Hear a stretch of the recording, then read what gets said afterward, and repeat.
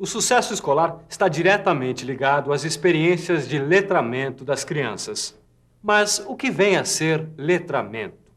Vamos acompanhar agora a reunião das professoras do grupo de referência onde esse tema foi discutido.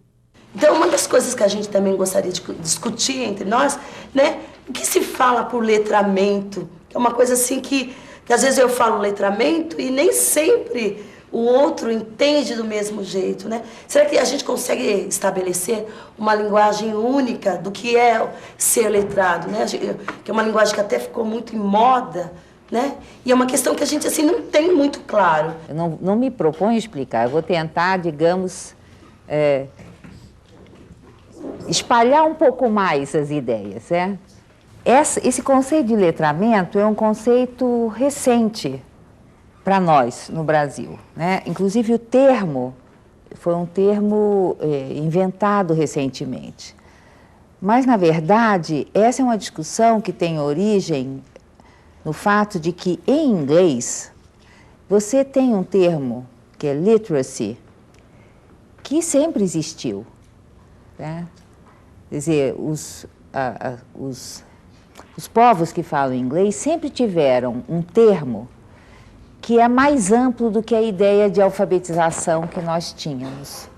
E isso fez com que o fato de que em português não existisse essa expressão e que todos os estudiosos da questão da aprendizagem da escrita tenham sentido falta de um conceito que fosse um pouco mais amplo do que aquele da alfabetização, que era de aprendizagem do beabá, acabou trazendo, né, para a gente a ideia de letramento. Tanto quanto a gente sabe, as pessoas da área acham, foi a Mary Cato a primeira que usou essa expressão, né?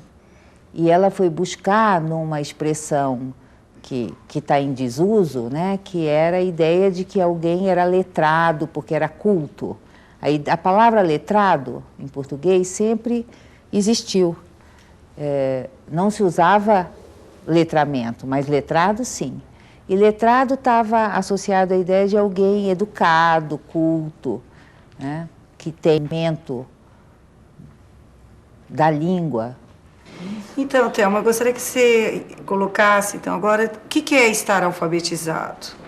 Então, a escola, hoje, tem que se propor não só alfabetizar, e aí eu prefiro conservar os dois sentidos separados. Quer dizer, o de alfabetização como a capacidade de decodificar e de ler autonomamente.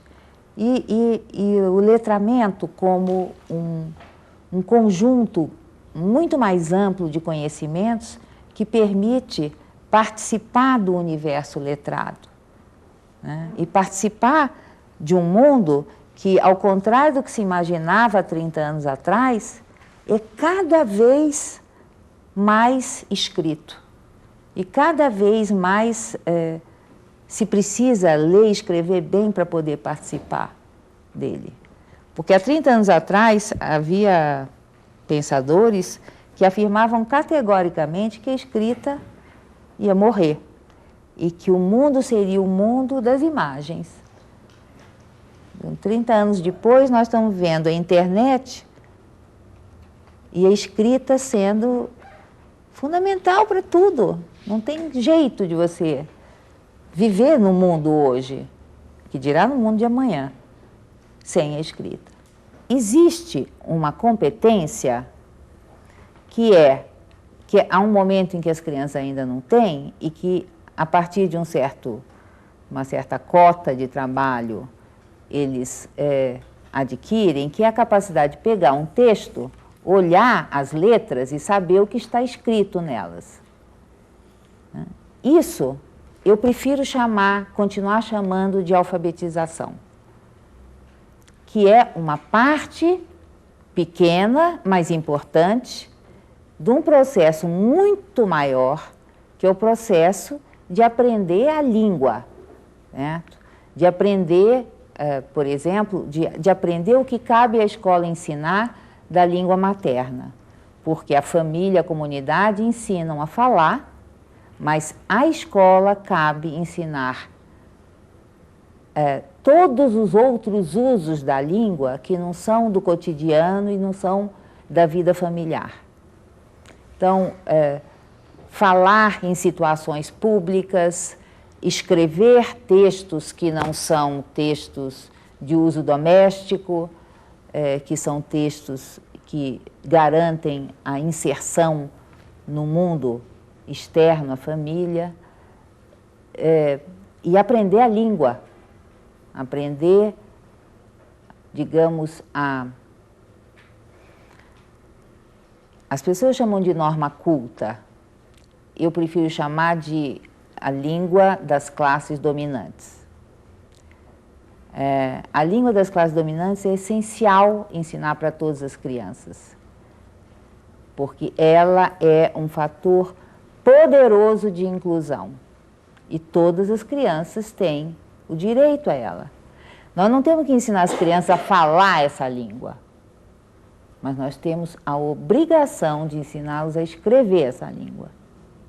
E escrever na maior variedade de gêneros que for possível ensinar na escola.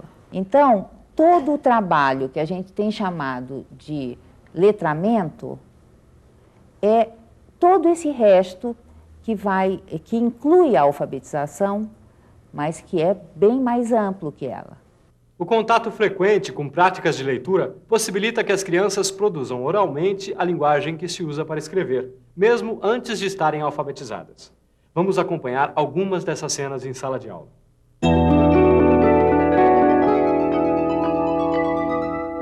Então, hoje a gente convidou o Maternal Leão para ouvir histórias, sabe por quê?